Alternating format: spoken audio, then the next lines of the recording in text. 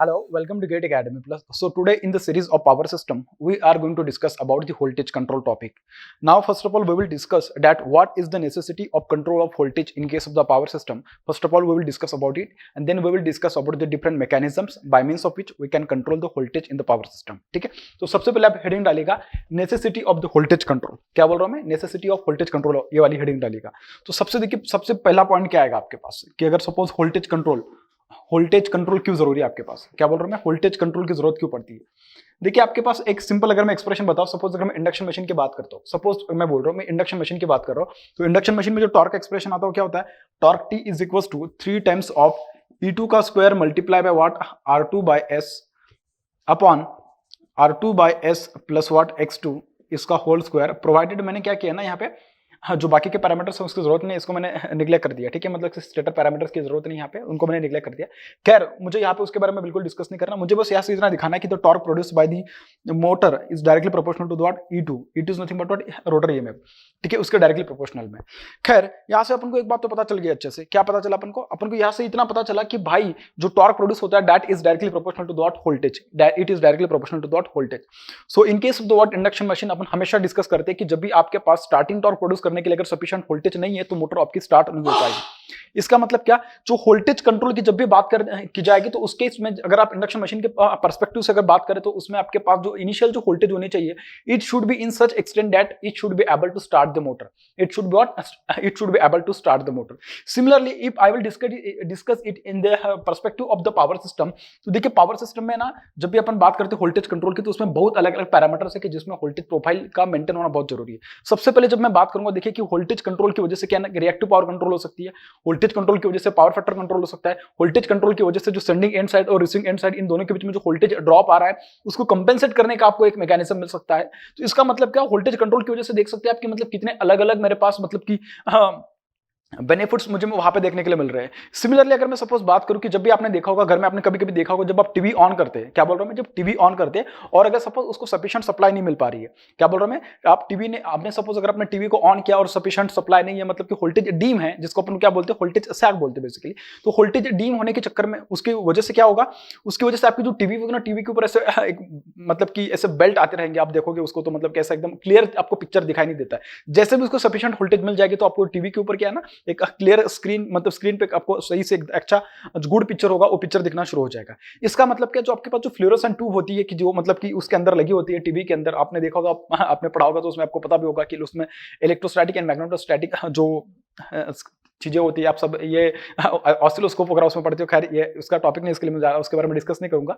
मुझे बस यहाँ पे इतना करना है कि जो उसके अंदर जो मतलब कि टीवी के अंदर जो फ्लोरोसेंट ट्यूब है उसको अगर सही से पूरी जितनी चाहिए उतनी voltage, require amount of voltage अगर नहीं मिल पा रही है तो उसकी वजह से क्या हो रहा है कि आपकी स्क्रीन के ऊपर जो आपको पिक्चर दिखना चाहिए वो सही से नहीं दिख पा रहा है. उसकी वजह से उसके ऊपर क्या है ना ऐसे बेल्ट आते जा रहे हैं. ठीक है, तो इन सब चीजों के लिए आप देख सकते हैं कि वोल्टेज का एक्जैक्टनेस, मतलब एक्जैक्ट और रिक्वायर्ड अमाउंट ऑफ वोल्टेज होना कितना जरूरी है, आपको यहाँ से इतना समझ में आ जाएगा. बात समझ में आ रही है? ठीक है, तो मैं एकदम सिंपल, एकदम स्ट्रेट फॉरवर्ड और एकदम इन शॉर्ट में बताया आपको कि वोल्टेज कंट्रोल की जरूरत क्यों है और वोल्टेज कंट्रोल से क्या क्या फायदे होते हैं, उसके बारे में मैंने आपके साथ डिस्कस किया. बात समझ में आ गई? तो देखिए, अगर सपोज मैं ट्रांसमिशन लाइन के बारे में बात करूं, किसके बारे में, ट्रांसमिशन लाइन के, क्योंकि अपन जो पूरा पावर सिस्टम 1 पढ़ रहे हैं, it is corresponding to the power, it is corresponding to the transmission line parameter, transmission line constant, performance of transmission line वगैरह, इन सब चीजों के बारे में डिस्कस कर रहे हैं. तो सपोज अगर मैंने बोला कि मेरे पास एक ट्रांसमिशन लाइन है, मैं रेजिस्टेंस उसका फिलहाल लीड करके चल रहा हूँ. ठीक है, तो मेरे पास एक ट्रांसमिशन लाइन है, यहाँ पे उसकी एक बस है और दूसरी बस है. ठीक है, मतलब यहाँ पे मैंने क्या ना सोर्स कनेक्ट किया है, यहाँ पे क्या है मैंने सपोज सोर्स कनेक्ट किया है, और यहाँ पे मेरे पास क्या है, यहाँ पे सपोज मेरे पास क्या है ना लोड कनेक्टेड है. ऐसा क्या है, लोड कनेक्टेड है. बात समझ में आ रही है? बिल्कुल ठीक है भाई. अगर आपको इतना समझ में आ रहा है तो देखिए, अगर मैंने बोला कि this is what, this is sending end voltage, और ये क्या आपके पास, this is receiving end voltage, this is what, this is receiving end voltage. बात समझ में आ रही है? इस तरीके से. और ये क्या आपके पास ट्रांसमिशन लाइन का रिएक्टेंस है कि जिसके थ्रू पावर फ्लो इधर होने वाले, from sending end side to the receiving end side, इस तरीके से. ठीक है, अब देखिए इसमें क्या होगा ना, इसमें 2-3 तरीके से मतलब आप बता सकते हो कि मतलब कि जो रिएक्टिव पावर का जो नेचर होगा या जो भी कुछ वोल्टेज कंट्रोल की बात होगी, तो उसके केस में अपन देखेंगे कि किस तरीके से उसमें क्या आएगा.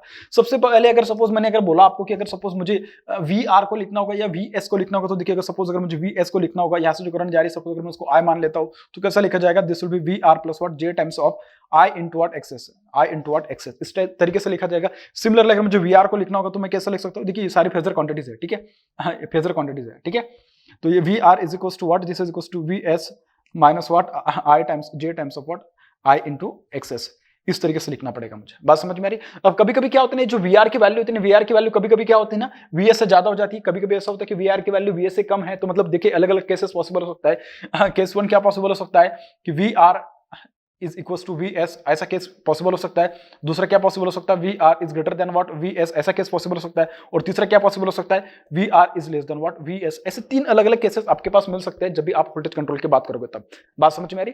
तो देखिए सबसे पहले केस में अगर मैं बात करूं कि सपोज मैंने बोला कि ये जो आपके पास रिएक्टेंस है, अगर सपोज ये वाले रिएक्टेंस अगर जीरो हो जाए, मैं क्या बोल रहा हूं, सपोज अगर ये वाले रिएक्टेंस जीरो हो जाए तो इसका मतलब क्या, जितना वैल्यू वी एस का होगा उतने वैल्यू क्या हो जाएगा, वी आर का होगा। तो उस केस में V R is equal to what V S ऐसा मिलेगा। लेकिन प्रैक्टिकली कभी पॉसिबल नहीं है। क्या बोल रहा हूं मैं, प्रैक्टिकली ऐसा कभी पॉसिबल नहीं, क्योंकि अगर एक्सेस की वैल्यू को जीरो हो जाए तो उस केस में मतलब जो पावर फ्लो होगा वो मतलब अपन चाहते कि वो बहुत कम हो, लेकिन पूरा का पूरा जीरो होना ऐसे कभी अपन चाहते नहीं है। इसके लिए एक्सेस का जीरो होना कभी पॉसिबल नहीं है। तो जनरली अपन क्या करते हैं, अगर इस कंडीशन को अगर अपन को ऑब्टेन करना है V R equal to V S, तो ये सब चीजें अपन ने पावर सिस्टम में जब पढ़ा था परफॉर्मेंस ऑफ ट्रांसमिशन लाइन, तो उसमें अपने ट्यून लाइन वगैरह जब डिस्कस की थी, इसमें मैंने बताया था आपको कि किस तरीके से हम उसको ऑब्टेन करते हैं। सेम चीज अगर मैं V R greater than V S की जब बात करता हूं, तो ये कौन सी केस में आप उसको ऑब्टेन करते हैं, या आप उस केस में ऑब्टेन करते हैं कि जब सपोज मैं नो लोड की बात करता हूं। क्या बोलता हूं मैं, जब मैं नो लोड की बात करता हूं तो उस नो लोड केस में क्या होता है ना कि जो चार्जिंग करंट आती है आपके पास, नो लोड करंट आती है, उस नो लोड करंट की वजह से क्या होता है आपके पास, जो नो लोड करंट होती है आपके पास basically it is of what capacity nature की होती है।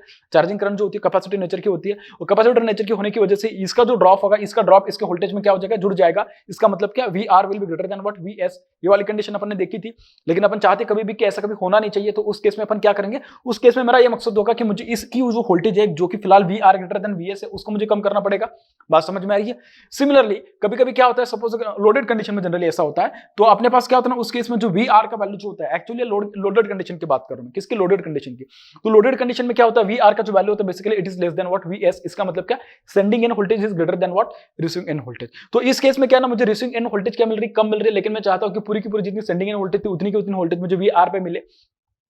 ठीक है, ऐसा मैं चाहता हूं, लेकिन ऐसा तो पॉसिबल होता नहीं, क्योंकि आपके पास प्रैक्टिकल ट्रांसमिशन लाइन है, तो उसका रेजिस्टेंस होगा, रिएक्टेंस होगा, तो उसमें तो कुछ ड्रॉप होगा। इसलिए अपन को जितनी रिक्वायर्ड वोल्टेज उतनी वहां पे अपन को क्या, कहां पे, रिसीविंग एंड पे नहीं मिल पाती है। तो ये सब चीजें अगर अपन को ऑप्टेन करें, तो उसके लिए अपन को क्या करना पड़ेगा, वोल्टेज कंट्रोल को सीखना पड़ेगा। देखेंगे कि उसको मतलब किस तरीके से अपन वोल्टेज को कंट्रोल कर सकते हैं। बात समझ में आ रही है जितना मैंने बोला? अब इसमें एक दो कंडीशन में बताता हूं आपको कि देखिए कि कंडीशन से अपन को कैसे कैसी चीजें पता चलने वाली है। अब सपोज अगर मैंने बोला कि यहाँ पे मेरे पास जो लोड कनेक्टेड है, मैं क्या बोल रहा हूँ, अगर सपोज मेरे पास यहाँ पे जो लोड कनेक्टेड है इंडक्टिव नेचर का लोड है। कैसा लोड है, इंडक्टिव नेचर का लोड है। ठीक है, अगर मैं सपोज उसको बोलो कि मेरे पास यहाँ पे जो लोड कनेक्टेड है, लोड कैसा, suppose this is a load which is of what inductive nature का लोड है। ये कैसा लोड है भाई, इंडक्टिव नेचर का लोड है, इंडक्टिव लोड है मेरे पास। अगर इंडक्टिव लोड है मतलब कैसा, प्योरली इंडक्टिव नहीं है, पार्शियल इंडक्टिव लोड है बेसिकली। ठीक है, तो ये जो लोड होगा मेरे पास, अगर मैं सपोज लोड की पावर लिखूं S L, this will be equal to what P L plus what j times of Q L, इस तरीके से होगा भाई। बात समझ में आ रही है? इसका मतलब कि जो लोड है, लोड की डिमांड क्या होगी, लोड को रिएक्टिव पावर चाहिए होगी, लैगिंग रिएक्टिव पावर चाहिए होगी, और उसको क्या चाहिए होगा, उसको एक्टिव पावर चाहिए होगा लोड को। बात समझ में आ रही है? तो ये सब चीजें इस लोड के लिए चाहिए। लेकिन कभी कभी क्या होता है ना कि जो आपके पास जो लोड की कंडीशन में जो आपके पास लोडेड जो लोड है, जिस साइड पर लोड है, उस साइड में अपन को ना जितनी चाहिए उतनी रिएक्टिव पावर नहीं मिल पाती है, जितनी चाहिए उतनी रिएक्टिव पावर नहीं मिल पाती है। तो उस केस में अपन को रिएक्टिव पावर कंपनसेशन के लिए जाना पड़ता है। Reactive power compensation is nothing but what, उसका कहीं ना कहीं पे आप ऐसा मतलब ऐसा बस सोच सकते हैं कि रिएक्टिव पावर कंपनसेशन से भी अपन क्या कर सकते हैं, वोल्टेज को क्या कर सकते हैं, इंप्रूव कर सकते हैं। बात समझ में आ रही है? तो ऐसे बहुत अलग अलग तरीके की जिसकी हेल्प से अपन क्या कर सकते हैं, वोल्टेज को इंप्रूव, मतलब वोल्टेज प्रोफाइल जो कि अपने सिस्टम की, उसको अपन इंप्रूव कर सकते हैं। अब मैं आपको डिस्कस करूंगा कि मतलब उसके कौन कौन से अलग अलग तरीके हो सकते हैं कि जिसकी हेल्प से अपन वोल्टेज की प्रोफाइल को इंप्रूव कर सकते हैं, या मैं कह सकता हूं कि रिएक्टिव पावर को कंट्रोल कर सकते हैं। बात समझ में आ रही? तो सबसे पहले देखिए मैं लिखूंगा भाई एक्साइटेशन कंट्रोल। क्या लिखूंगा मैं, एक्साइटेशन कंट्रोल। ठीक है, एक्साइटेशन कंट्रोल। अब एक्साइटेशन कंट्रोल से कैसे करेंगे इसके बारे में मैं डिस्कस करूंगा। ठीक है, उसके बाद ठीक है, पहले मैं इसको डायरेक्टली डिस्कस कर देता हूं कि एक्साइटेशन कंट्रोल बेसिकली क्या होता है। देखिए, जब भी मैंने बोला कि अगर सपोज मैं अपनी जो ट्रांसमिशन लाइन है उसमें से सपोज अगर मैंने रेजिस्टेंस को निगलेक्ट कर दिया, क्या बोल रहा हूं, अगर सपोज मैंने रेजिस्टेंस को निगलेक्ट कर दिया, तो उस केस में क्या होगा, जो मेरे पास पावर का फॉर्मूला आएगा, power P will be equal to what, power P will be equal to what E F into V T upon XS into what sine del. इस तरीके से अपन डिस्कस करते हैं उसको। ये जनरली अपन पावर सिस्टम स्टेबिलिटी या सिंक्रोनस मशीन में ये सब चीजें आप पढ़ते हो, लेकिन यहाँ पे उसकी इतनी ज्यादा जरूरत नहीं है, क्योंकि एक्साइटेशन कंट्रोल से तो ज्यादा अपन पावर को कंट्रोल नहीं करेंगे। यहाँ पे अपन अलग अलग मैकेनिज्म यूज करेंगे जिसकी हेल्प से अपन क्या करेंगे, उसको कंट्रोल करने वाले। बात समझ में आ रही? तो देखिए यहाँ पे क्या करूंगा मैं, एक्साइटेशन कंट्रोल की हेल्प से देखिए मैं इसको कैसे कंट्रोल करने वाला हूं। यहाँ से एक बात आपको देखने के लिए मिल रही है, क्या P is directly proportional to what, it is directly proportional to what EF, it is directly proportional to what EF। बात समझ में आ रही? इसका मतलब क्या, अगर EF बढ़ेगा तो क्या बढ़ेगा, P बढ़ेगी। अगर EF और बढ़ेगा तो इसके अकॉर्डिंग P और बढ़ेगा। अगर सपोज ये अगर कम हो जाएगा तो ये भी क्या हो जाएगा, कम हो जाएगा। इसका मतलब क्या, डायरेक्ट प्रोपोर्शनलिटी दोनों के बीच में एग्जिस्ट कर रही है। इसका मतलब क्या, एक्साइटेशन को कंट्रोल करके आप पावर को क्या कर सकते हैं, कंट्रोल कर सकते हैं। क्या कर सकते हैं, पावर को कंट्रोल कर सकते हैं। सर ये पावर को कंट्रोल करने की बात इसमें सब कुछ ऐसे क्यों चल रही है, ये इसके लिए ऐसे चल रही है। आप अगर ऐसा सोच रहे हो, देखिए इसमें ना एक बहुत इंपॉर्टेंट बात आपको देखने के लिए मिलेगी। क्या बोल रहा हूं मैं, देखिए सपोज अगर मैंने बोला क्या, इसी एक्सप्रेशन को यूज करके मैं अभी यहाँ पे EF यूज किया, यहाँ पे मैंने VS यूज किया, ठीक है। अगर मैं EF की जगह पे VS यूज कर लिया, VS की जगह पे EF यूज कर लूं, यहाँ पे बस आपको समझना इंपॉर्टेंट है, ये शब्द में ज्यादा आपको जाना नहीं है कि क्या लिखा क्या नहीं लिखा है। सपोज अगर मैं उसको लिख रहा हूं तो देखिए कैसे लिखा जाएगा, EF minus J times of IA into what, XS. ये जनरली सिंक्रोनस मशीन के इक्वेशंस होते हैं, और ये आपके पास है टर्मिनल वोल्टेज। क्या है, टर्मिनल वोल्टेज है। तो सपोज अगर मैंने बोला क्या, सपोज अगर ऐसा हो गया तो देखिए अपन अगर सिंक्रोनस मशीन का एक्सप्रेशन यूज करें तो अपन को यहाँ से अगर सपोज इसी इक्वेशन को in terms of this equations अगर मैं लिखने की बात करूं तो उसमें देखिए कैसे लिखा जा सकता है। अगर सपोज मैं VT का एक्सप्रेशन लिखूं तो VT का एक्सप्रेशन कैसे लिखा जा सकता है, terminal voltage VT is equal to what, VT is equal to what, EF minus, ये भी हाँ फेजर आएगा, minus J times of what IA into what access. इस तरीके से कभी कभी क्या होता है ना, आपके पास जो लोड होता है, लोड कैसा होता है, वेरिएबल होता है। लोड की देखिए, अगर सपोज मैं यही से अगर आपको समझाऊं कि सपोज अगर मेरे पास जो लोड है, लोड कैसा मेरे पास वेरिएबल है, लोड वेरी होने की वजह से क्या होगा बेटा, आपके पास करंट जो होगी, करंट कैसे होगी, आपके पास वेरी होगी, ठीक है। करंट वेरी होने की वजह से क्या, जो IA एक्सेस का जो ड्रॉप है वो ड्रॉप क्या हो जाएगा, आपके पास वेरी होगा। अगर ये जो ड्रॉप है आपके पास IA एक्सेस का, अगर ये सपोज ये वाला जो ड्रॉप है, अगर ये वाला ड्रॉप बेटा आपके पास अगर वेरी हो रहा है तो इसका मतलब क्या हो रहा है, अगर ये वेरी हो रहा है तो उसके अकॉर्डिंग क्या हो जाएगा, VT वेरी होगा, इसके अकॉर्डिंग क्या हो जाएगा, VT वेरी होगा। लेकिन मैंने इसके पहले आपको क्या बोला, किसी भी लोड के अक्रॉस में जो वोल्टेज होनी चाहिए बेसिकली कैसे होनी चाहिए, कांस्टेंट होनी चाहिए। और वोल्टेज के अगर वेरिएशंस हो रहे तो उसके अकॉर्डिंग क्या प्रॉब्लम्स आपको फेस करनी पड़ेगी, ये भी मैंने आपको डिस्कस किया। सपोज अगर इंडक्शन मशीन होगी तो स्टार्टिंग में इंडक्शन मशीन आपकी स्टार्ट नहीं हो सकती, टेलीविजन होगा आपके पास, टीवी वगैरह होगा तो स्टार्ट नहीं होगा, तो उसकी वजह से क्या होगा, आपके पास टीवी के ऊपर ऐसे बेल्ट दिखना शुरू हो जाएगा। तो ये सब चीजें अपने देखना शुरू कर दी। इसका मतलब कि अगर मैं चाहता हूं कि मेरे पास जो लोड है, लोड के अक्रॉस में वोल्टेज अगर कांस्टेंट मिले तो उसको कांस्टेंट करने के लिए मैं क्या कर सकता हूं, EF को मैं बढ़ा दूंगा। इसको मैं क्या करूंगा, EF को बढ़ा दूंगा। अब अगर सपोज मैंने EF को बढ़ा दिया, इसकी वजह से थोड़ा जो ड्रॉप बढ़ा तो उस ड्रॉप को क्या कर लेगा, increase in EF will cause the what, it will cause the compensation of the what, decrease in the IA मतलब क्या, sorry, increase in the value of EF will cancel the what, the effect of what, increase in IA excess। मतलब क्या, इसकी वजह से जितना drop increase हुआ था उसको क्या कर लेगा, इसका इंक्रीमेंट क्या कर लेगा, उसको कंपेंसेट कर देगा in such way that it will maintain the voltage constant across the what load. इसकी वजह से क्या होगा, जो आपके पास इसके पहले जो वोल्टेज में ड्रॉप हुआ था वो ड्रॉप को क्या कर देगा, increase in EF, it will compensate it so that the terminal voltage across the load it will be constant. तो बेसिकली बस यही है। लेकिन ये जो मेथड है बेसिकली अपन सब जगह पे उसको यूज नहीं कर सकते, इसको सिर्फ और सिर्फ EF है। EF मतलब क्या, जनरेशन एक्साइटेशन कंट्रोल या एक्साइटेशन वोल्टेज। एक्साइटेशन वोल्टेज जो होता है आपके पास जनरेटर के पास होता है, मतलब ये वाली जो केस है या ये वाला जो केस है, इसको अपन जनरली एक्साइटेशन कंट्रोल जो है उसको अपन जनरेटिंग स्टेशन पे यूज करते हैं। कहां पे अपन उसको यूज करते हैं, जनरेटिंग स्टेशन पे यूज करते हैं। अगर अपन उसको जनरेटिंग स्टेशन पे यूज करने वाले बेटा, तो इसका मतलब कि ये जनरली एकदम ऐसा नॉर्मल मेथड नहीं कि जिसको अपन हर एक जगह पे यूज कर सकते हैं। दूसरा मेथड है कि जिस मेथड की हेल्प से अपन उसको कंट्रोल कर सकते हैं वोल्टेज को, तो वो कौन सा मेथड हो सकता है, वोल्टेज को कंट्रोल करना है, ठीक है। तो देखिए कौन सा मेथड हो सकता है, और दूसरा मेथड है आपके पास सीरीज कैपेसिटर्स या series compensation, you can say, क्या, सीरीज कंपेंसेशन, सीरीज कंपेंसेशन।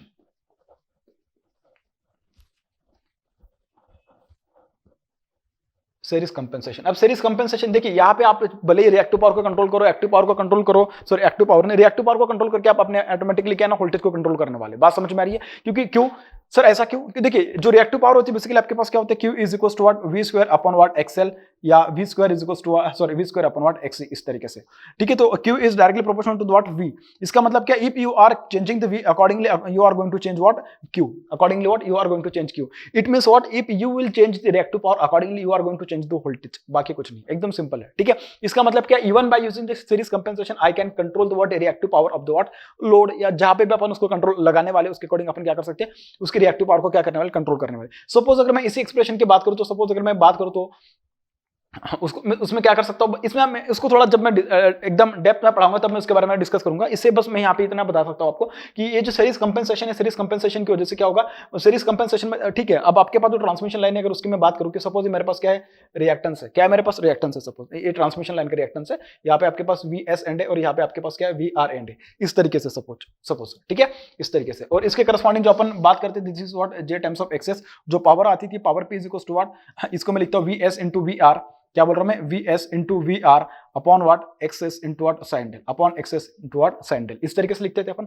इसके सीरीज में अगर मैं ऐसा कोई एलिमेंट लगा दूं सो दैट उस एलिमेंट को लगाने की वजह से क्या है ना, इसका जो ओवरऑल जो इफेक्ट है उस इफेक्ट को मैं क्या कर दूं, कम कर दूं, उस इफेक्ट को मैं क्या कर दूं, कम कर दूं। अगर मैं इसके सीरीज में सपोज अगर इसका एक ऐसा इफेक्ट कि जो इसको नलीफाई कर सकता है, इसकी वैल्यू को कम कर सकता है, सपोज अगर मैं उसकी सीरीज में अगर जे एक्सी अगर लगा दूं तो इसकी वजह से क्या होगा, इसकी वजह से जो ओवरऑल जो डिनोमिनेटर आ रहा था वो डिनोमिनेटर क्या हो जाएगा, भी कम हो जाएगा। कम होने की वजह से पावर क्या हो जाएगी, बढ़ जाएगी। तो ये पावर अगर कम हो रही तो अब कि इसके करस्पॉन्डिंग देख सकते हैं आप, यहाँ पे भी देख सकते हैं कि सपोज अगर मैंने एक्सएल की जगह पे सपोज अगर मैं यहाँ पे बात करूँ Q is equal to what V square upon XL minus XC अगर हो जाएगा, क्या बोल रहा हूँ मैं, अगर सपोज ये छोटा हो जा रहा है अभी तो डिनोमिनेटर, इसके केस में क्या हो जाएगा, रिएक्टिव पावर बढ़ जाएगी। इस केस में क्या हो जाएगा, रिएक्टिव पावर बढ़ जाएगी। अब किसको कम करना है, किसको घटाना है, ये सब चीजें अपने पास अवेलेबल है। अब किस तरीके से उसको करना है, किस तरीके से नहीं करना है। अब आप बोलोगे सर ये तो ठीक है आपने तो बता दिया, फिर इसके प्रोपोर्शन में अगर ये चेंज हो रहा है तो कैसे चेंज हो रहा है, इन सबको मैं एकदम वन बाय वन आपको जब डिस्कस करूंगा तो मैं बताऊंगा आपको, ठीक है। सिमिलरली इसमें ऐसे क्या हो सकता है, शंट कंपेंसेशन भी आप यूज कर सकते हैं। क्या यूज कर सकते हैं, शंट कंपेंसेशन आप यूज कर सकते हैं।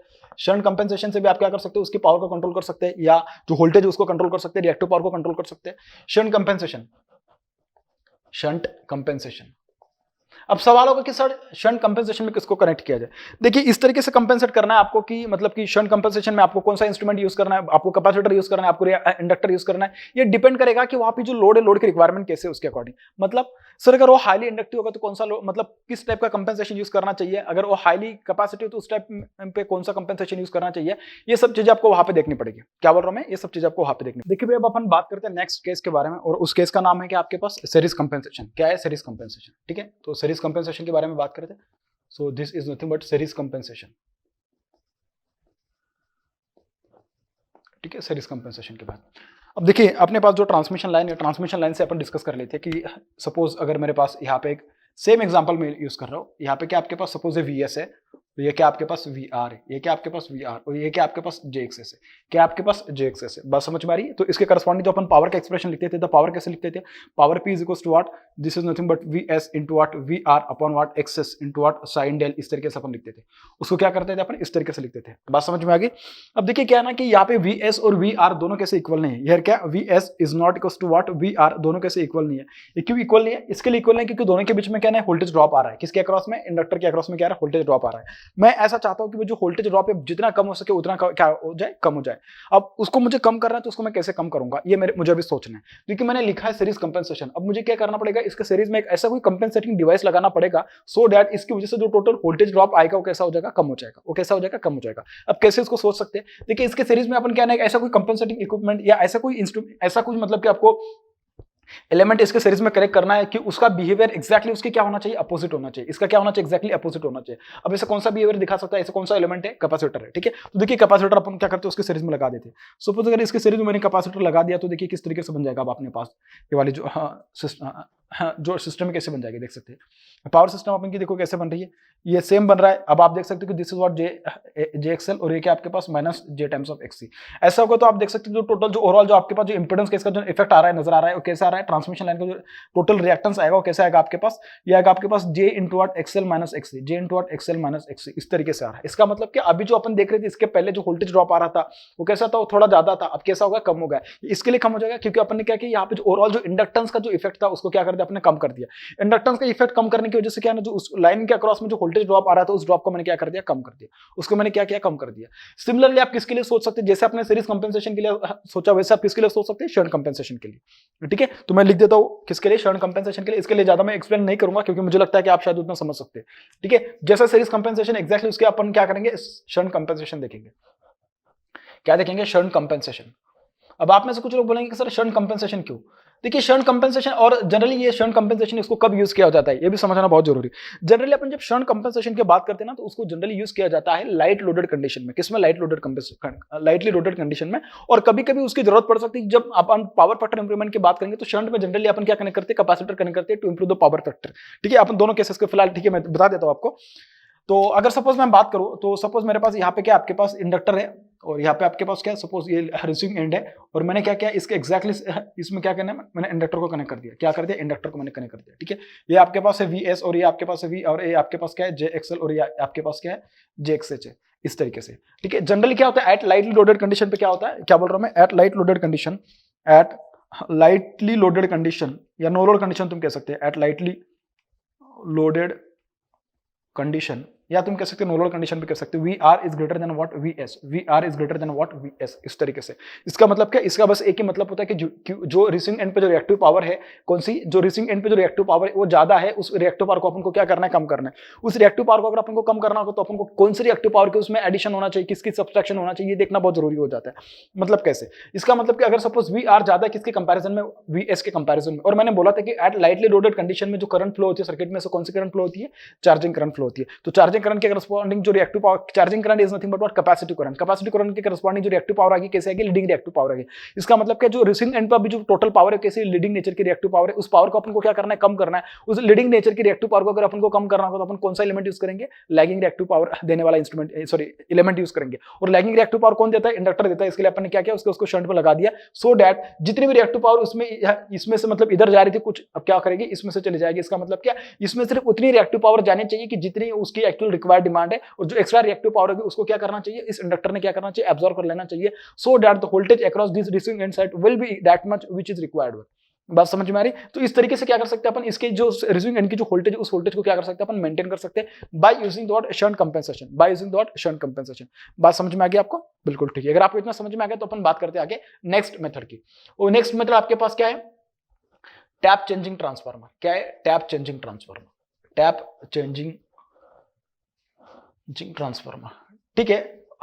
अब देखिए टैप चेंजिंग ट्रांसफार्मर से देखिए यार अपने आप नाम से पता चल रहा है कि टैप चेंजिंग ट्रांसफार्मर मतलब कि अपन उसका टैप इस तरीके से चेंज करेंगे सो दैट जो वोल्टेज ड्रॉप हो रही है उस ड्रॉप को अपन क्या करने वाले, उसको कंपेंसेट कर लेंगे। देखिए आपने देखा होगा कि जहां पे भी वोल्टेज जनरेट हो रही है, मतलब जहां पे भी जनरेटिंग स्टेशन है, वहां से अपन जब पावर को क्या करते हैं, उस पावर को जब अपन ट्रांसमिट करते हैं तो बीच बीच में अपने क्या क्या होता है, सबस्टेशंस लगाए होते हैं। क्या लगाया होता है अपने, सबस्टेशंस लगाए होते हैं। और उस सबस्टेशन का बेसिकली वहां पे मकसद क्या होता है, वो एक ही मकसद होता है कि जो भी मतलब जहां से मैं उसको सपोज मैंने अगर बोला कि सपोज मैंने बोला कि यहाँ पे जनरेट हो रही है पावर, यहाँ पे क्या हो रही है, जनरेट हो रही है। उसके बाद मैंने उसको 3 मैंने क्या किया, मैंने 3 ट्रांसमिशन लाइन से मैंने क्या उसको क्या किया, ट्रांसफर किया। उसके बाद यहाँ पे क्या मिलेगा, एक मुझे यहाँ पे मुझे मिलेगा एक सबस्टेशन, क्या मिलेगा, एक सबस्टेशन मिलेगा, ठीक है, एक सबस्टेशन मिला। उसके बाद ये आगे जाएगा, ठीक है, उसके बाद बीच में एक और दूसरा सबस्टेशन आएगा, ठीक है। मतलब क्या, ये इसका बस एक ही मतलब होगा कि जब मैं उसको सेंडिंग, मतलब ये जो भी मेरे पास जो जनरेटिंग स्टेशन है, क्या बोल रहा हूं मैं, जो जनरेटिंग स्टेशन है, यहां से जब मैं उसको मेरी जो रिक्वायर्ड लोड की जो डिमांड है, जो लोड सेंटर है वहां तक अगर मैं उसको भेजने की बात कर रहा हूं, तो जब मैं उसको जनरेटिंग स्टेशन से आगे जब लेके जा रहा हूं तब तो क्या हो रहा है, उसमें वोल्टेज ड्रॉप हो रहा है।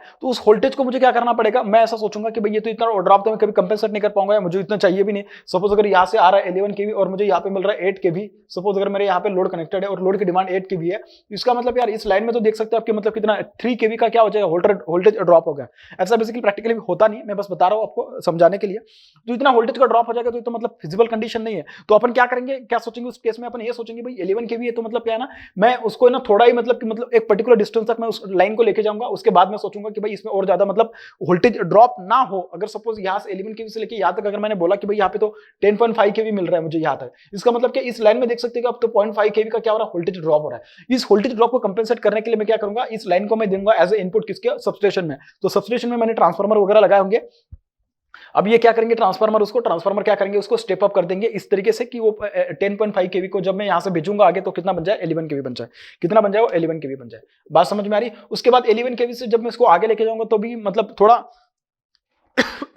एक्सक्यूज में, थोड़ा आगे जाने के बाद आप देखोगे कि यार मतलब इसमें और ड्रॉप हो रहा है, मतलब और जितना आगे लेके जाऊंगा तब तक और थोड़ा वोल्टेज ड्रॉप हो जाएगा। फिर उस वोल्टेज ड्रॉप को और मुझे कंपेंसेट करने के लिए मैं यहाँ पे सबस्टेशन लगा दूंगा, सबस्टेशन में ट्रांसफार्मर लगे होंगे। फिर वो ट्रांसफार्मर क्या करेंगे, उसकी जो वोल्टेज 11 kV मतलब जितनी कम हुई थी उसको और बढ़ा के कहाँ तक लेके आएंगे, 11 kV तक लेके आएंगे। कहाँ तक लेके आएंगे, 11 kV तक लेके आएंगे, सो दैट जो लोड की डिमांड है उसको उतनी पावर मिले या उतना वोल्टेज मिले जितनी की उसकी रिक्वायर्ड डिमांड है। बात समझ में आ रही। इसके लिए अपन क्या यूज करेंगे, उसके लिए अपन यूज करेंगे tap changing transformer. Basically tap changing transformer में बस आपको मतलब यहाँ पे देखा जाए तो सबस्टेशन में अपन step up transformer generally use करते हैं।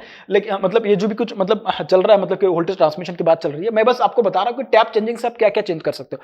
टैप चेंज से आप जिस तरीके से आपके वोल्टेज की डिमांड है उस तरीके से आप चेंज कर सकते हैं। अगर वोल्टेज अगर सपोज सेंडिंग एंड है जहां पे रिक्वायर्ड है वहां पे अगर ज्यादा हो रहा है वोल्टेज तो आप क्या करो, उसके नंबर ऑफ टर्न्स कम कर दो। अगर वोल्टेज कम आ रहा है तो उसके नंबर ऑफ टर्न्स को बढ़ा दो। मतलब जैसा आपको चाहिए वैसा आप क्या कर सकते हो, उसको कंट्रोल कर सकते हो। उसके अकॉर्डिंग आप उसकी डिमांड को क्या कर सकते हो, जितना चाहिए उतना ही आप उसको वहां से ले सकते हो।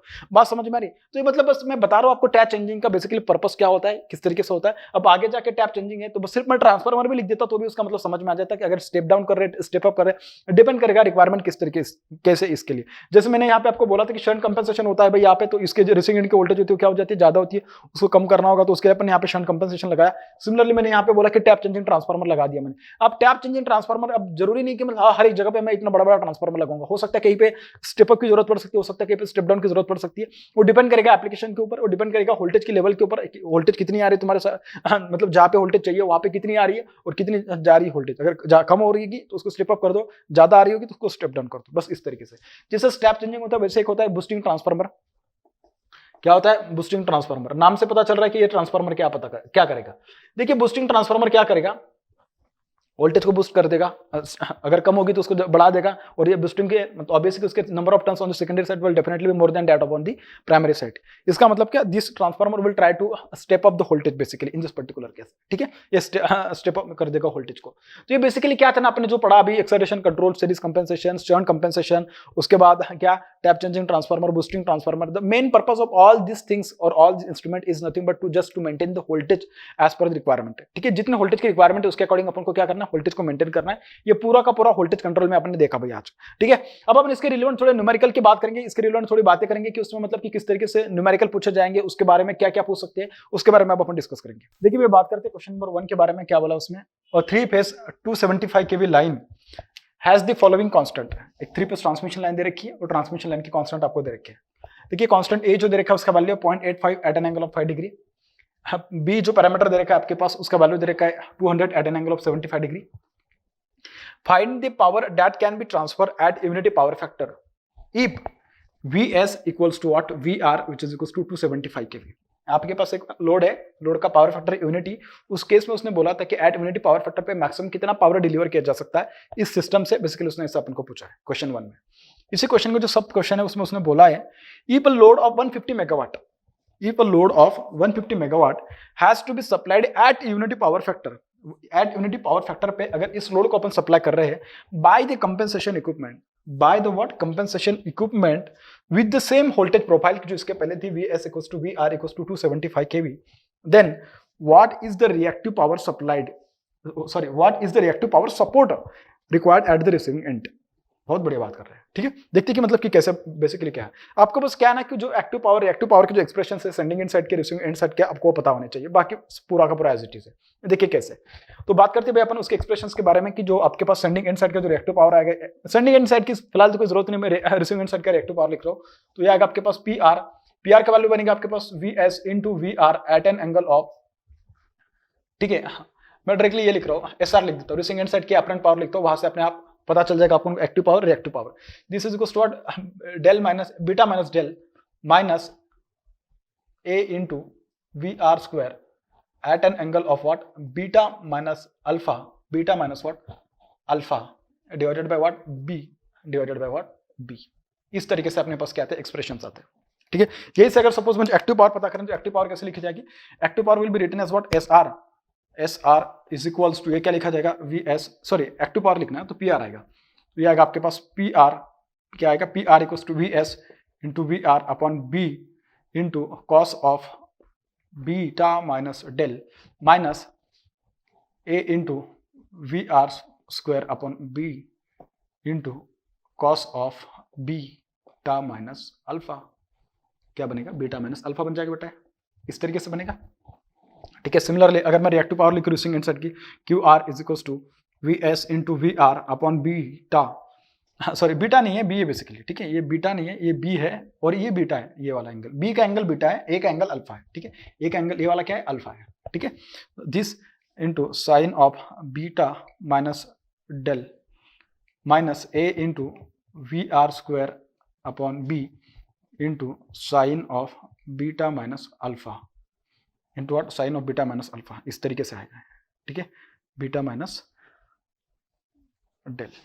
बात समझ में आ गई, इस तरीके से। देखिए उसने जो बोला उसके अकॉर्डिंग अगर आप बात करेंगे ना, तो क्वेश्चन नंबर 1 में जो उसने बोला थोड़ा उसको समझने की कोशिश करो कि बेसिकली क्या बोल रहा है। वो बोल रहा है कि find the power that can be transferred eight unity power factor. सबसे जो कैच करने वाला वर्ड था वो था आपके पास यूनिटी पावर फैक्टर। यहाँ पे आपको कैच करना था, अगर यूनिटी पावर फैक्टर की जरूरत पड़ रही है, इसका मतलब जो रिसीविंग एंड की जो एक्चुअल रिएक्टिव पावर की जो डिमांड होगी लोड की, QL की जो वैल्यू होगी कैसे होगी आपके पास 0। रिएक्टिव पावर की डिमांड कैसे होगी 0 होगी। अगर रिएक्टिव पावर की डिमांड 0 इसका मतलब क्या रिसीविंग एंड साइड पे अपन जो रिएक्टिव पावर चाहते हो कैसे चाहते हैं 0 चाहते हैं। इसका मतलब कि अगर मैं QR को 0 बना दूं तो वहां से देखिए मुझे कुछ पैरामीटर्स पता चल सकते हैं।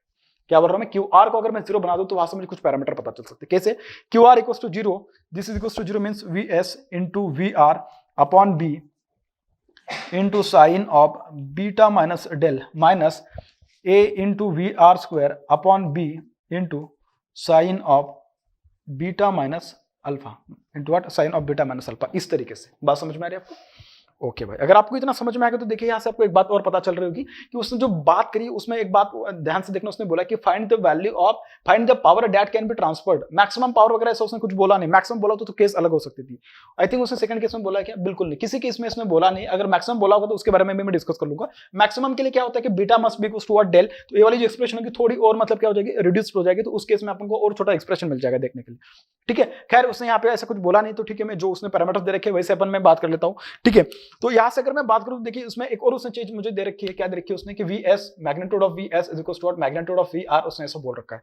अगर ऐसा बोल रखा है तो देखिए ये वाली एक्सप्रेशन कैसे रिड्यूस होने वाली है अभी। This will become what, this is VS square upon B into sine of beta minus del minus A into VR square minus A into what, VR square divided by B into sine of beta minus alpha into what, sine of beta minus alpha. इस तरीके से दे रखा है आपके पास। ठीक है, देखिए अब क्या हो जाएगा, ये इक्वल्स टू 0 था, तो 0 था मतलब क्या, मैं अगर इस साइड को इस साइड लेके जाऊंगा तो इक्वल्स टू हो जाएगा। तो मैं इसको हटा देता हूं, मतलब नेक्स्ट स्टेप में ऐसे होता, तो ठीक है इसको हटा देता हूं। तो देखिए यहाँ से क्या कैंसिल होगा, VS स्क्वायर बीटा कैंसिल हो जाएगा, VR स्क्वायर बीटा कैंसिल हो जाएगा। क्यों, क्योंकि magnitude of VS is equals to magnitude of VR। आपको तो इतना समझ में आ रहा है। ठीक है, अगर ऐसा होगा तो देखिए यहाँ से क्या पता चलेगा, यहाँ से पता चलेगा sine of beta minus del is equals to what, A into sine of beta minus alpha.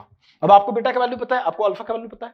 Sir कैसे, अरे बेटा जो अल्फा, जो ए का एंगल होता है ना उसको अल्फा बोलते हैं, जो बी का एंगल होता है ना उसको बीटा बोलते हैं। ठीक है, अगर आप वहां से देखोगे तो आपको एक बात पता चलेगी, beta is equal to 75 degree and alpha is equal to what, 5 degree. ऐसा उसने बेसिकली मेंशन किया क्वेश्चन में। ठीक है, वहां पे उसने बोल के रखा है अपन को। ठीक है, अगर यहाँ से मैं बात करूँ तो देखिए अपन को क्या पता चलता है, साइन ऑफ बीटा का वैल्यू 75 डिग्री माइनस डेल पता करना है अपन को, इज इक्वल टू ए का वैल्यू दे रखा है उसने कितना, 0.85 दे रखा है। क्या ए के वैल्यू उसने कितना दे रखा है, 0.85 बोल रखा है। ठीक है, मैं कैलकुलेटर ले लेता हूँ क्योंकि उसको जरूरत पड़ेगी मुझे।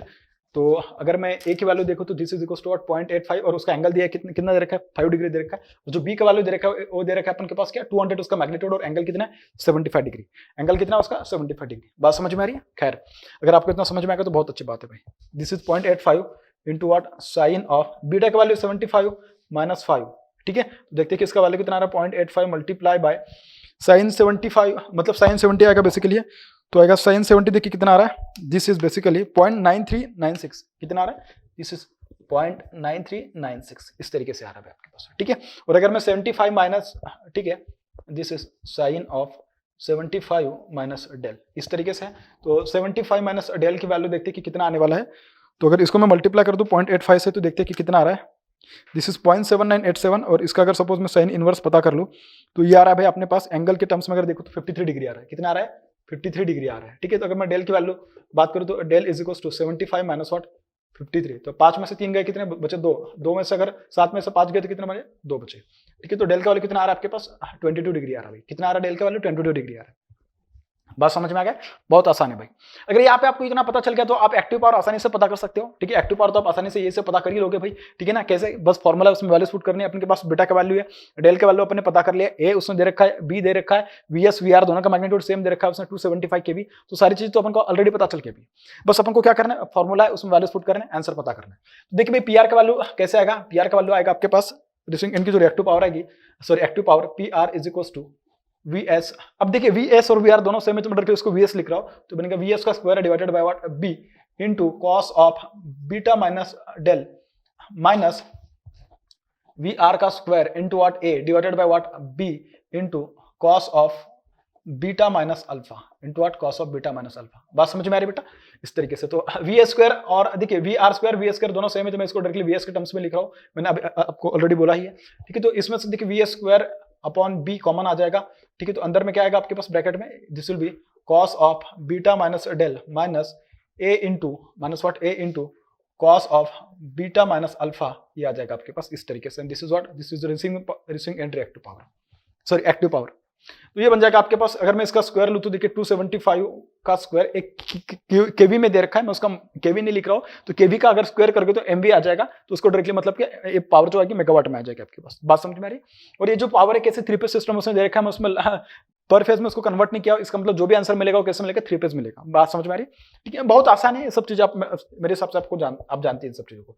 ये बी का वैल्यू कितना 200, ठीक है भैया 200 multiply by cos of beta minus del, beta का वैल्यू कितना दे रखा है 75 डिग्री, और बीटा इसका वैल्यू डेल का वैल्यू कितना 22 डिग्री, तो कितना आ जाएगा आपके पास, this is nothing but cos of 53 degree minus A का वैल्यू दे रखा है 0.85 इंटू कॉस ऑफ बीटा का वैल्यू कितना दे रखा है उसने 75, और अल्फा का वैल्यू कितना दे रखा है 5 डिग्री, तो 75 minus 5 is nothing but what 70 degree, तो ये कितना बन जाएगा 70 डिग्री, ठीक है भाई।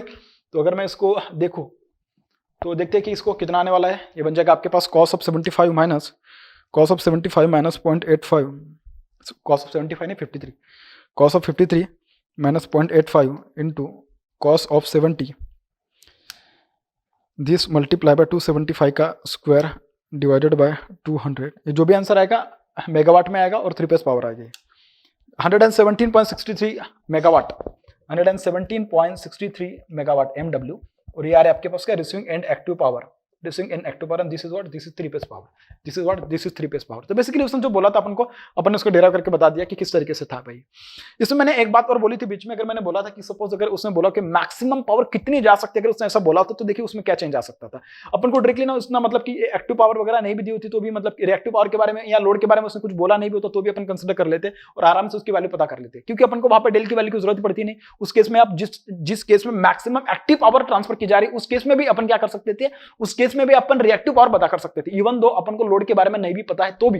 कैसे ये ऐसे पता कर सकते थे, मैंने बोला कि अगर आपको मैक्सिमम एक्टिव पावर ट्रांसफर करनी तो उस केस के लिए क्या था, ये वाली जो केस थी उसमें क्या होना चाहिए था, beta must be equals to del, ऐसा होना चाहिए था, ऐसा मैंने बोला आपको। अगर ऐसा केस होना चाहिए तो उस केस में जो एक्टिव पावर आती है मैक्सिमम वो कितनी आती है, P R is equals to what B A square upon what B, और ये क्या बन जाता है cos of beta minus del is nothing but what, दोनों सेम है तो मतलब 0, cos 0 is nothing but what 1 minus a into what V S, V R दोनों सेम है तो ये आ जाएगा वी एस का square upon b into cos of beta minus alpha, वो तो दे ही रखा है अपन को, cos ऑफ 70 आ जाता, फिर ये तो कितना आ जाता cos ऑफ 70, तो देखिए कितना आंसर आसान हो जाता।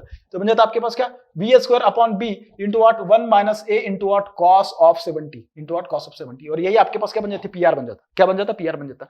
सर पीआर तो पता चल जाएगा ठीक है, लेकिन साइन के बारे में मतलब सॉरी एक्टिव पावर के बारे में कैसे बताओगे, सॉरी एक्टिव तो बता दिया, रिएक्टिव पावर के बारे में देखिए, रिएक्टिव पावर के लिए कुछ भी नहीं, ये वाली टर्म कैसे हो जाती है आपके पास 0 0 क्यों, अरे बीटा और डेल दोनों तो सेम ही है ना, तो ये क्या बन जाता है 0, अगर 0 बन जाता आपके पास बस इतनी टर्म आ जाती, और ये तो बस आप आसानी से बता देते भाई, क्यों, क्योंकि आपको ए पता था, वीआर पता था, बी पता था, और ये बीटा माइनस अल्फा तो पता ही था 70 डिग्री, आप आसानी से बता देते। इसका मतलब जो क्वेश्चन 1 था ना उसमें ए वाला पार्ट भी बन सकता है, और इसके रिगार्डिंग इसके पहले क्वेश्चन में उसने मतलब एग्जाम में पूछा भी, आप इसके बारे में भी इंफॉर्मेशन रखो क्योंकि ये बहुत इंपॉर्टेंट चीज है। अब मैं बात करता हूँ क्वेश्चन नंबर 2 के बारे में कि उसमें देखिए क्या बोला है उसने बहुत इंपॉर्टेंट बात करी उसमें भी। अब उसने ना थोड़ा उसमें रिवर्स पूछने की कोशिश करी, जो क्वेश्चन नंबर 1 जो था इसका जो सब पार्ट था क्वेश्चन, ये पार्ट उसमें जो पूछा था एक्जैक्टली उसका अपोजिट उसने इसमें पूछा है।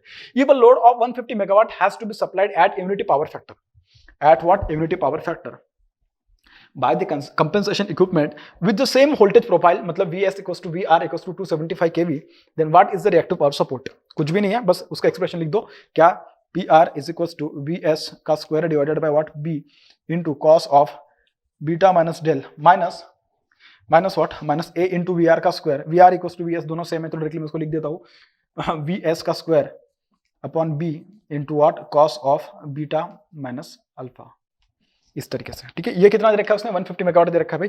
ठीक है, तो this is nothing but what 150 megawatt, मैं उसको मेगावाट में नहीं लिख रहा हूँ क्योंकि वीएस का स्क्वायर जो आएगा मतलब 10 का पावर 6 आ जाएगा, तो ये और दोनों कैंसिल कर देंगे एक दूसरे को, तो इसको थोड़ा अगर मैं रिड्यूस करूँ तो ये बन जाता है मेरे पास VS square divided by what B, expression बन जाएगा cos of beta minus del, del पता नहीं अभी इस केस में अपन को डेल पता करना पड़ेगा। ठीक है, minus A into what VS तो आ ही जाएगा यहाँ पे into what cos of beta minus alpha is nothing but what 70 degree, it is nothing but what 70 degree. तो आप देख सकते हो कि कितना आ रहा है, ये आ रहा है आपके पास 0.85 multiply by what cos of 75, cos of 70 actually, हाँ ये आ रहा है इस तरीके से। ठीक है, तो यहाँ से अपन को क्या पता करना है, सिर्फ यहाँ से अपन को सिर्फ डेल पता करना है। कैसे पता करेंगे, तो सब चीजें दे रखी है, वीएस का वैल्यू कितना आ जाएगा, वीएस का वैल्यू पुट कर दो बाय 275 केवी और बेटा का वैल्यू पुट कर दो 200, तो देखते हो कितना आ रहा है 150 multiply by 200 divided by what, VS का वैल्यू उसका स्क्वायर 275 का स्क्वायर, ये आ रहा है आपके पास 0.3966, ये कितना आ रहा है आपके पास 0.3966। और इसमें से डायरेक्टली मैं बात कर रहा हूँ किसके बारे में, अपने डायरेक्टली ये पता कर लेते हो cos of beta minus del, simple mathematics है, बाकी कुछ भी नहीं है,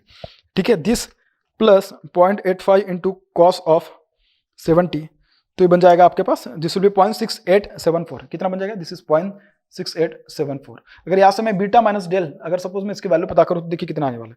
बीटा का वैल्यू कितना आपके पास, बीटा का वैल्यू दे रखा है 75 डिग्री, दे रखा है ना बेटा, beta is equals to 75 degree, 75 minus del is equals to this is cos inverse of this, ये आ रहा है आपके पास 46.57 डिग्री, कितना 46.57 डिग्री। तो यहाँ से देखो डेल का वैल्यू कितना आ रहा है, so this will give me del is equals to 75 minus this will give me 28.42 degree, कितना 28.42 डिग्री, ये बना आपके पास डेल का वैल्यू, क्या बना आपके पास डेल का वैल्यू।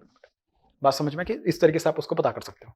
अब डेल की वैल्यू पता चल गई, उसने क्या पूछा आपको, देखिए उसने क्या पूछा है, what is the reactive power support required at the receiving end, reactive power support required at the receiving and क्या आएगा। देखिए इस केस में अपन को क्या है ना कि रिसीविंग एंड की रिएक्टिव पावर कितनी आ रही है ये पता करनी जरूरी है, क्योंकि रिसीविंग एंड पे अपन को अगर रिएक्टिव पावर पता चल जाएगी तो वो जो रिएक्टिव पावर होगी ना, उस रिएक्टिव पावर को फुलफिल कौन करेगा, उस रिएक्टिव पावर को फुलफिल करेगा आपके पास कैपेसिटर, जो एक कोई अपन कंपेंसेशन इक्विपमेंट लगाएंगे ना वो उसको फुलफिल कर देगा।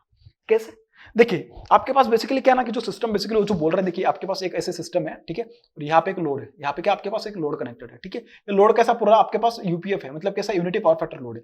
इस लोड की जो डिमांड है क्यूडी वो कैसा है आपके पास 0, लेकिन यहाँ से जो आपके पास जो ट्रांसमिशन लाइन है, क्या बोल रहे हैं, जो ट्रांसमिशन लाइन उसमें जो रिसीविंग एंड जो रिएक्टिव पावर आ रही है क्यू आर, ये क्यू आर की अपन को वैल्यू पता करनी है, क्यू आर कितना आएगा बेसिकली इसकी वैल्यू अपन को पता करनी है, ठीक है। और जो क्यू आर की जितनी वैल्यू होगी ना उसी वैल्यू का अपन को क्या करना है, अपन को कैपेसिटर पता, मतलब कि कंपेंसेशन इक्विपमेंट उस वैल्यू का अपन को लगाना है, इस तरीके से लगाना है सो दैट इसकी जितनी रिक्वायरमेंट होगी, मतलब ये यूनिटी पावर फैक्टर पे तभी आएगा जब इसकी वैल्यू उसके बराबर हो जाएगी, किसके बराबर है, कंपेंसेशन इक्विपमेंट के बराबर हो जाएगी। तो अपन क्या करेंगे, इसकी वैल्यू पता कर लेंगे, इसी वैल्यू को अपन उसके बराबर दिखा देंगे, वैसे अपन को कंपेंसेशन इक्विपमेंट की वैल्यू पता चल जाएगी। मेरी बात समझ में आ रही है, मैं जो बोल रहा हूँ, ठीक है। तो इसका मतलब क्या, यहाँ पे जो भी कोई लोड कनेक्टेड होगा उसमें जो भी कोई एक्टिव जो कैपेसिटर सॉरी जो भी कोई पावर आएगी, that power will be equals to what, that will be nothing but Q C, मैं उसको बोल रहा हूँ कैपेसिटर लगा दूंगा तो, और ये जो पावर आएगी that power Q C will be equals to what, Q R के बराबर होगी, किसके बराबर होगी पावर, क्यू आर के बराबर होगी। मेरी बात समझ में आ रही है आपको, मैं जो बोल रहा हूँ, ठीक है, बिल्कुल ठीक है। अगर आपको इतना समझ में आ रहा है भाई तो मैं पहले उसके रिएक्टिव पावर पता कर लेता हूँ। रिएक्टिव पावर कैसे पता करेंगे, कुछ भी नहीं, बस फॉर्मूला लगा दो भाई, क्या आपके पास Q R is equals to V S का square upon what, B into sine of B minus del, B नहीं है सॉरी बीटा है, beta minus del minus A into V S square V R square, ठीक है, V S square upon B into sine of beta minus alpha into what, sine of beta minus alpha. इस तरीके से Q R का value कितना अपन को पता है, बिल्कुल नहीं, अपन को डेल पता है, डेल तो अपन ने भी पता किया, ठीक है, तो क्यू आर पता करना मुझे, ठीक है, Q R is equals to V, इसको और थोड़ा आसान कर लेते हैं ना, V square upon B into sine of beta minus del कितना आएगा आपके पास, beta minus del will be nothing but this will be 47.57 के आसपास आएगा, 46.57 डिग्री माइनस ए का वैल्यू कितना है 0.85, मैंने उसको कॉमन निकाल लिया तो बचेगा 0.85 इंटू साइन ऑफ 70, बीटा 75 ये कितना 5, तो कितना बन जाएगा 70, बन जाएगा इस तरीके से। तो देखते हैं कि क्यू आर का वैल्यू कितना आएगा, Q R is equals to V S का वैल्यू पुट कर दो 275 का square divided by this is 200 into ये कितना आएगा आपके पास, this will be sine of 46.57 minus 0.85 into sine of 70 into what, sine of 70, this is equals to अरे कैलकुलेटर मेरे हाथ में ही है, sine of 46.57 minus 0.85 into sine of 70, देखते कितना आएगा, this will B minus 0.772 multiply by 275 का स्क्वायर, दिस डिवाइडेड बाय 200, ये आ रहा है माइनस 27.42 डिग्री, सॉरी हाँ के वी आर कितना आ रहा है, दिस इज माइनस 27.423, ये आ रहा है के वी आर क्यों, या एम वी आर आएगा, ये 275 का मैंने स्क्वायर लिया है तो कितना आएगा, केवी का स्क्वायर क्या आ जाएगा, एम वी आ जाएगा, तो इसका मतलब किस में आ जाएगा, के में नहीं आएगा, एम में आएगा, किस में आएगा बेटा, ए में आएगा, ठीक है। तो एम वी ए आर इतना आ जाएगा आपके पास, क्या क्यू आर की वैल्यू आ जाएगी, क्या आ जाएगी, क्यू आर की वैल्यू आ जाएगी। और यहाँ पे जो लोड पे जो भी कोई आपके पास जो रिएक्टिव पावर की डिमांड होगी ना वो कैसे लिखी जाएगी, demand of the reactive power Q R sorry Q D QD minus QR is equal to what, QS plus what, QC, QS plus what, QC। ठीक है, इस तरीके से। अब QS का तो कोई सवाल ही नहीं, अपन सिर्फ बात करें। तो देखिए भाई, जो QR का वैल्यू है आपके पास, QR का वैल्यू कितना है, -27.423 MVAR, इतना आया। ठीक है, अब सपोज अगर मुझे QC की वैल्यू पता करना है, तो QC की वैल्यू क्या है, QC is equal to what, QD minus what, QR, इस तरीके से आएगी। अपन बहुत बार इसको पावर सिस्टम में भी जब डिस्कस किया, परफॉर्मेंस ऑफ ट्रांसमिशन लाइन, तब भी अपन इसके बारे में डिस्कस किए थे। तो QD का वैल्यू कितना आएगा, 0 माइनस क्यू, क्योंकि लोड की डिमांड कितनी है भाई, रिएक्टिव पावर की जो डिमांड है लोड की यूनिटी पावर फैक्टर पे, तो उसकी डिमांड 0 है, तो ये आएगा 0 माइनस QR का वैल्यू कितना है, -27.423, ये आएगा आपके पास MVAR, इतना आएगा। ठीक है, तो यहाँ से जो QC का वैल्यू आएगा, QC is equal to this is 27.423 MVAR, यह आएगा आपके पास क्या, QC की वैल्यू आ जाएगी। किसकी वैल्यू आ जाएगी, ये QC की वैल्यू आ जाएगी। जो कैपेसिटर होगा, कैपेसिटर की रेटिंग इतनी आ जाएगी। बात समझ में आ गई। तो ये था इसके लिए क्वेश्चन नंबर 1 के रिगार्डिंग डिस्कशन। वो इसके बारे में जो भी कोई इन्फॉर्मेशन पूछे, आपको पता होना चाहिए कि बस वो पूछना क्या चाहता है। आपको अगर कंसेप्ट क्लियर है, अगर आप चीजों को अच्छे से मैनेज करना जानते हो, तो आसानी से आपका क्वेश्चन बन जाएगा। ठीक है, बात करते हैं नेक्स्ट।